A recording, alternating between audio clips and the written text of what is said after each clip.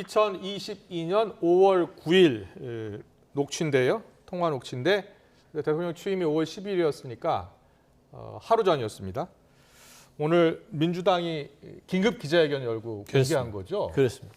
저 녹취를 어디서 확보를 한 겁니까? 일단 그 명태균 씨와 가장 가까운 지인 쪽에서 나온 것으로 알고 있고요. 그렇군요. 네, 예. 명태균 씨와 우연히 만난 사이는 아닌 것 같고요. 예. 명태균 씨와 생활 동선을 같이 하는 분이기 때문에 저 예. 녹취를 비롯해서 여러 가지 녹취가 있는 것으로 녹취가 알고 더 있습니다. 있다면서요? 그렇죠. 예. 거의 명태균 씨가 알지 못하는 부지불식 간에 많은 그래요? 대화들이 녹음돼 있을 공산이 크다. 그렇군요.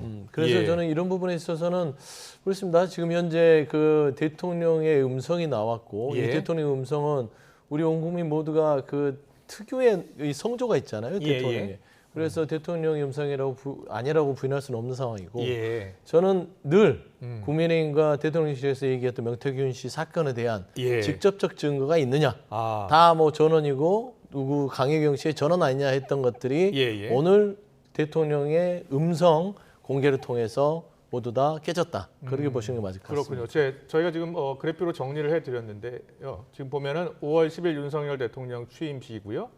6월에 재보궐선거가 있습니다. 이때 김영선 전 의원이 당선이 되는 거죠. 재보궐선거로.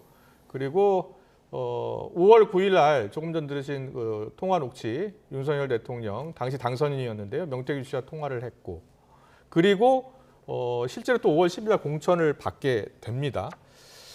박우철 위원장께서는 어떻게 들으셨어요? 저 녹취 내용을? 일단 오늘 민주당에서 발표한 내용을 보면 예. 박찬대 원내대표께서 언급하시길 예. 진위 여부를 확인했다. 진위 여부를 검증했다. 예. 어떻게 검증했는지는 오늘 밝히지 않았지만 예. 민주당 당 차원에서 진위 여부를 검증했다고 얘기했고요. 예. 따라서 목소리가 윤석열 대통령 목소리가 맞다면 예. 저 사건은 간단한 사건은 아니다. 그렇게 보고 있고요. 다만 저 녹취는 2022년 예. 5월 9일 그러니까 대통령 취임 하루 전날 예. 당선인 신분으로 대화를 나눈 통화 내용 아니겠습니까? 예. 그리고 저 통화 녹취를 6월 15일 날 예. 명태균 씨의 지인 그리고 같이 그 자리에 동석한 제3자에게 예. 자랑 삼아 보여줬다는 겁니다. 들려줬다는 거예요. 그렇군요. 그 자리에서 예. 재생했고 재생한 자리에서 명태균 씨의 지인 예. 또는 동석한 제3자가 녹취를 한 것이다. 예. 이제 그렇게 지금 사건 전개는 이루어져 있고요. 예. 제가 다시 얘기를 돌아가자면 예. 저 대화 내용은 대통령 신분이 아닌 당선인 신분에서 나눈 대화다. 예. 따라서 대통령의 공천 개입이다 이렇게 얘기하는 것은 사실과 다르고요. 예. 당선인 신분에서 명태균 씨와 나눈 사적인 그런 정치적 의견을 개진한 것이다. 그렇게 볼 수가 있겠습니다. 알겠습니다. 그런데요, 민주당이 지금 공개한 내용을 보면은 명태균 씨가요, 또 윤 대통령과 전화를 끊고 나서 강혜경 씨하고 통화하는 내용이 있는데, 그렇습니다. 명태균 씨 주장은 윤 대통령하고 통화했고 윤 대통령 옆에 김건희 여사도 있었다는 거죠. 네. 예.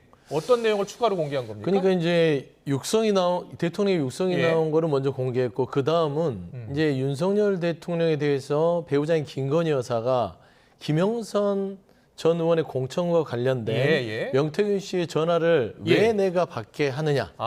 명태균 선생님은 고마운 사람인데 왜 이런 전화를 받게 해서 문제를 어렵게 만드느냐. 명태균 씨 주장입니다. 일단. 아니, 명태균 씨 주장이죠. 예. 그래서 그렇게 해서 그런 경로로 해서 본인을 말하자면 대통령 취임식에 걱정하지 말고 오라고 그랬다. 예. 라는 것이에요. 예. 그러니까 이제 이게 모든 메시지들의 개연성을 보면 근데 오늘 거기에서 윤상현 공천관리위원장한테 전화도 했다라고 했다면서요? 그렇습니다. 예. 그 구체적인 내용을 제가 잠시 말씀드리면 잠시만요. 정리를 좀 할게요. 정리 먼저 오늘 나온 하시겠어요? 부분들을 돌이켜 보면 예. 예전에 전원이라고 자꾸 방어를 했던 내용 중에 예. 최초의 강혜경 씨와 명태균 씨 녹취 중에 이런 내용이 있습니다. 김영선 전 의원의 22년 6월 재보궐에 대해서 그 공천과 관련해서 사모님과 대통령과 통화해서 윤상현 끝났어로 끝나는 그 녹취가 우리가 한때 공개된 적 있죠. 예. 딱 그 루트입니다.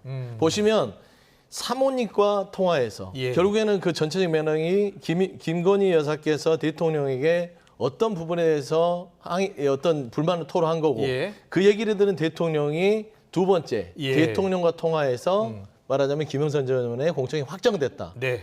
이게 증명된 거예요. 그렇군요. 예. 지금 대통령실 입장을 잠깐 정리를 해드리면요. 대통령실 입장은 이렇습니다. 경남 창원 의창 지역구의 경우 김영선 후보자가 가장 경쟁력 있는 후보였다. 그리고 윤 대통령은 공천 보고를 받은 적도 없고 또 공천을 지시한 적도 없다. 당시 공천 결정권자는 이준석 당대표, 윤상현 공천관리위원장이었다라는 입장을 밝혔습니다. 네. 그렇죠. 이제 윤석열 대통령이 그 당시 상황을 명확하게 기억하는지는 제가 잘 알 수가 없고요. 예. 다만 여러 가지 상황을 종합해 보면 명태균 씨가 지속적으로 예. 윤석열 대통령과 김건희 여사에게 김영선 전 의원 공천을 부탁한 건 팩트고요. 예. 그렇게 이제 집요하게 김영선을 공천할 것을 요구하자 예. 윤석열 당시 당선인 입장에선 예. 뭐 좋게 하는 그리고 본인의 의견을 얘기하는 예. 그러한 차원에서 대화를 나누었던 게 아닌가 저희가 짐작이 됩니다. 예. 그래서 지금 권성동 의원도 윤석열 당시 당선인의 예. 정치적 견해, 정치적 의견이었을 뿐이다. 예. 그리고 대통령 신분이 아니었고 당선인 신분이었기 때문에 예. 법적으로 문제될 게 없다라고 지금 평가하고 있습니다. 예.